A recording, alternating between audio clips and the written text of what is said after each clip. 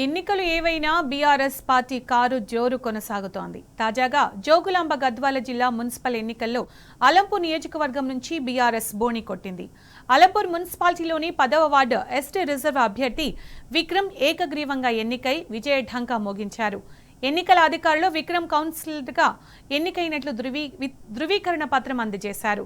ఏకగ్రీవంగా ఎన్నికైన విక్రమ్ను ఎమ్మెల్సీ చల్లా వెంకట్రామిరెడ్డి, ఎమ్మెల్యే విజయుడు, పార్టీ నాయకులు అభినందించారు.